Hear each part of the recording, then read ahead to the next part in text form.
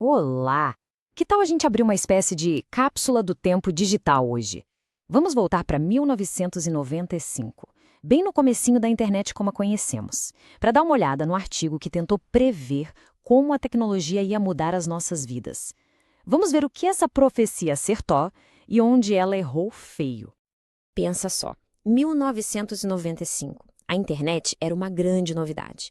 O mundo estava ali, sabe, na beira de uma revolução, cheio de esperanças, mas também com muitos medos. O que será que os especialistas da época imaginavam para o futuro? Será que eles conseguiram antecipar o mundo em que a gente vive hoje? É exatamente isso que vamos investigar. Bom, esse aqui é o nosso roteiro.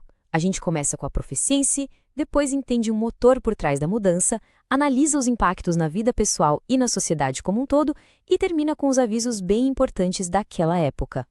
Então, a base da nossa análise é um artigo de 1995, escrito por Célia Maria de Souza Costa. A ideia de partida dela era muito poderosa, a de que tecnologia e sociedade não são coisas separadas. Pelo contrário, são forças que se moldam uma a outra o tempo todo, num ciclo que parece não ter fim. E essa é a premissa central de tudo. A tecnologia não é uma força externa que simplesmente acontece com a gente. Não, ela evolui num ciclo constante de feedback com os nossos comportamentos, com as nossas necessidades e com as nossas estruturas sociais. A gente cria tecnologia e, em troca, ela nos recria. O artigo identificou um ciclo fundamental baseado nas ideias do futurista Alvin Toffler, que estava acelerando as mudanças sociais de um jeito, olha, nunca antes visto. E esse ciclo se autoalimenta de uma forma impressionante. Funciona assim: a sociedade fica mais complexa, o que gera uma avalanche de informações. Para dar conta disso tudo, a gente cria novas tecnologias. Só que tem um detalhe: essas mesmas tecnologias acabam gerando ainda mais complexidade de informação, reiniciando o ciclo com mais força ainda. Só familiar, né? Certo, agora vamos sair um pouco dessa teoria mais ampla e mergulhar em como o artigo previu que tudo isso afetaria a vida de cada um de nós no dia a dia.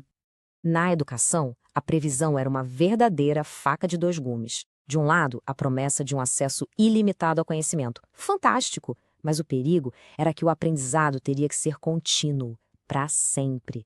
Essa ideia de precisar se requalificar o tempo todo para não ficar obsoleto, algo que a gente discute tanto hoje, já era uma baita preocupação lá em 1995.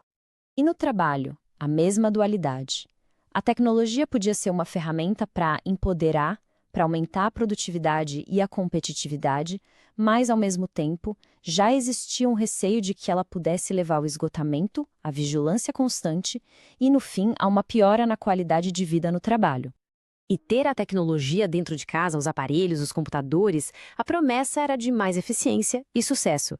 Já o perigo era o isolamento social e um contato mais superficial com o mundo ao redor, talvez perdendo a necessidade de experimentar o ambiente de verdade, pessoalmente. Ok, agora vamos dar um zoom out. Sair do individual para analisar as transformações maiores, em nível de sociedade, que o artigo estava prevendo. Essa era a pergunta de $1 milhão, o debate central que já fervia em 1995 e que, vamos combinar, continua mais relevante do que nunca. A automação, a informação, isso ia gerar mais oportunidades ou ia causar um desemprego em massa? A resposta do artigo não era um simples sim ou não. Ele previa, na verdade, uma grande realocação da força de trabalho. Em vez de simplesmente destruir empregos, a tecnologia iria criar um setor econômico inteiramente novo. Baseado em quê? Informação. Então, o que é esse tal de setor quaternário? Basicamente, é a parte da economia que não produz bens físicos, como carros ou geladeiras, mas que lida com a criação, o processamento e a distribuição de conhecimento e informação. E quem são os trabalhadores desse setor? O artigo os dividiu em 4 grupos. Primeiro, os criadores de informação. Dá para pensar nos pesquisadores, cientistas, desenvolvedores de software. Depois, os processadores, tipo os analistas de dados, que pegam um monte de números e transformam em estratégia. Aí vem os distribuidores, professores, jornalistas e hoje a gente diria até os criadores de conteúdo. E por último, os operadores de infraestrutura, ou seja, a galera que mantém a internet e todos os sistemas funcionando.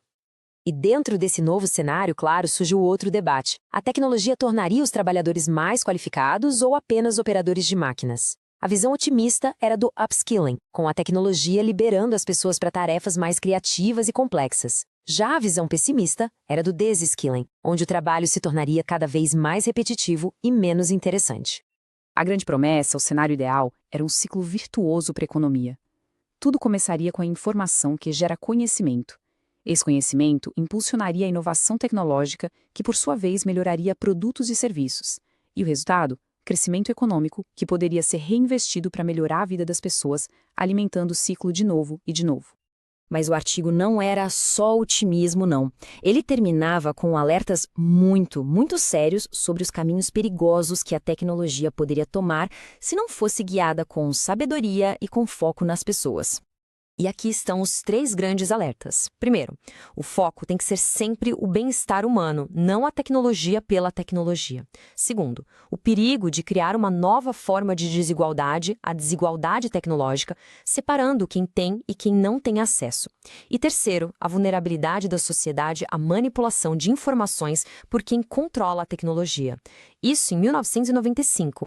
E essa citação, para mim, resume tudo perfeitamente.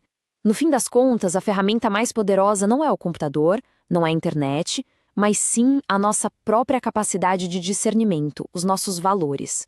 O grande desafio é garantir que o nosso desenvolvimento como seres humanos acompanhe o nosso desenvolvimento tecnológico. E a gente termina com uma pergunta que ecoa desde 1995 até hoje. O acesso à tecnologia e à informação se tornou uma ponte para a oportunidade? Diminuindo as diferenças, ou se tornou um novo muro, que só aprofunda as divisões sociais? A resposta? Bom, a resposta está em toda parte ao nosso redor.